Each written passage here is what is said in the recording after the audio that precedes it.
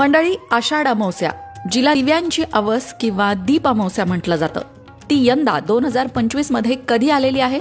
या अमावस्येच्या दिवशी कणकीचे दिवे करून घरातल्या लहान मुलांना ओवाळलं जातं. असं का केलं जातं? मुलांना त्याचा काय लाभ होतो?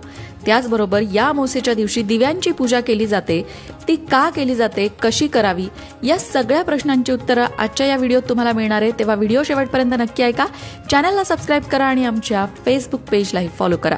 सगळ्यात पहिला प्रश्न, दीप अमावस्या किंवा दिव्यांची अवस यंदा नक्की कधी आहे?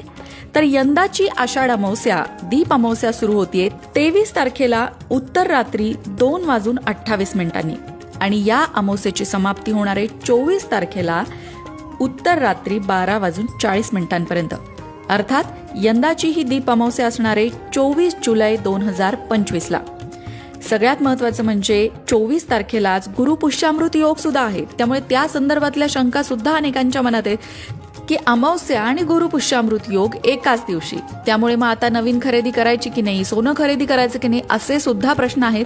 याही प्रश्नांची उत्तरं तुम्हाला याच व्हिडिओत मिळणार आहेत. तर तुमच्या पहिल्या प्रश्नाचं उत्तर मिळालं की आषाढ अमावस्या नक्की कधी आहे, तर 24 जुलै 2025 आहे. आता दुसरा महत्वाचा प्रश्न, आषाढ अमावस्येला नक्की काय केलं जातं? तर घरातले जे सगळे दिवे आहेत, निरांजन, पणत्या, छोट्या मोठ्या मोठ्या समया, ह्या सगळ्या स्वच्छ धुवायच्या असतात आषाढ अमावस्येच्या दिवशी आणि या सगळ्या दिव्यांची पूजा करायची असते. अगदी छोट्यात छोटी पणती असू द्या किंवा मोठ्यात मोठी समई, जेवढे कुठले तुमचे दिवे असतील ते सगळे घासून पुसून स्वच्छ करून या दिव्यांची सुंदर मांडणी करून हळदी कुंकू, अक्षदा, गंध, फूल, जशी देवांची पूजा करतो तशीच या दिव्यांची पूजा करायची. या दिव्यांना दीप अमावस्येच्या दिवशी आराम द्यायचा असतो आणि या दिव्यांना मग कशाने ओवाळायचं? तर कणकीचे दिवे तयार करायचे आणि या कणकेच्या दिव्यांनी या दिव्यांना ओवाळायचं असतं आणि त्याच दिव्यांनी तुमच्या घरात जी लहान मुलं आहेत त्या लहान मुलांना सुद्धा ओवाळायचं असतं, औक्षण करायचं असतं. त्यामुळे त्यांचं आयुष्य वाढतं, त्यांना आरोग्याची प्राप्ती होते असं म्हटलं जातं. दिव्यांची पूजा केल्यामुळे घरात सुख समृद्धी येते.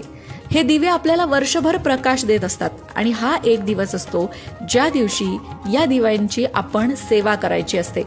तर या दिव्यांची पूजा कशी करायची हे जर तुम्हाला जाणून घ्यायचं असेल तर त्या संदर्भातला एक व्हिडिओ आपल्या लोकमत भक्ती चॅनलवर आहे, त्यामध्ये पूजा करून दाखवलेली आहे. त्या व्हिडिओची लिंक तुम्हाला डिस्क्रिप्शन बॉक्समध्ये देत आहोत, तो नक्की बघा.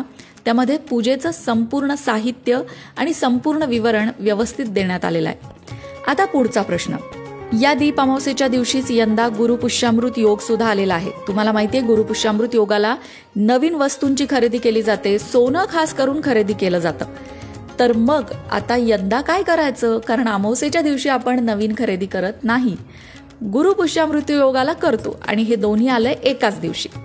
तर याचं उत्तर असं आहे की गुरुपुष्यामृत योग जो आहे तो संध्याकाळी 24 तारखेला 4:43 सुरू होणार आहे. तर तुम्हाला जर खरेदी करायची असेल तुम्ही संध्याकाळी 4 नंतर करू शकता. त्याचबरोबर तुम्ही हा जो योग आहे त्या योगाचा जास्तीत जास्त लाभ करून घेऊ शकता.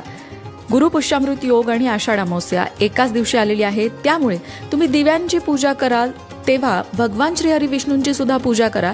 कारण गुरुपुष्यामृत योगावर भगवान श्रीहरी विष्णू आणि माता लक्ष्मीची पूजा केली जाते, त्यामुळे आर्थिक संपन्नता घरात येते असं म्हटलं जातं.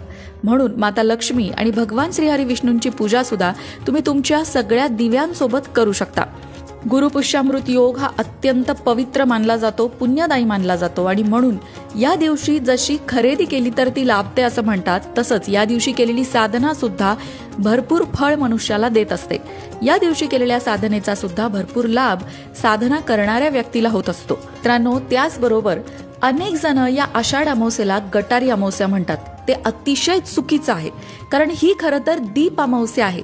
या दिवशी आपल्या मनातला अंधार जाऊन मनामध्ये प्रकाश उजळेल अशी कृत्य करायची असतात. त्यासाठी साधना, उपासना करायची असते. पण या उलट श्रावण सुरू होणार म्हणून लोक त्याचा उलट अर्थ काढतात आणि नको ती कृत्य करतात. पण हा खरं तर मोठा गैरसमज आहे. दीप अमावस्येचा हा दिवस आपल्या मनातल्या अंधकाराचा नाश करण्यासाठी उपयोगात आणला पाहिजे.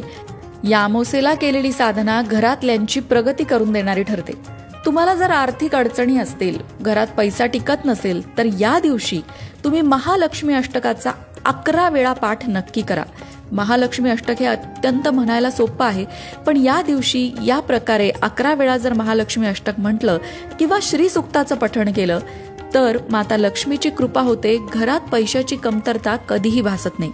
मद्यप्रेमींना गटारी वाटणारी ही अमावस्या खरं तर तुमच्या मनात, तुमच्या जीवनात प्रकाश घेऊन येणारी आहे आणि म्हणूनच लक्षात ठेवा की ही अमावस्या दीप अमावस्या आहे, गटारी नाही. आजचा हा व्हिडिओ आणि ही माहिती तुम्हाला कशी वाटली कमेंट करून नक्की सांगा.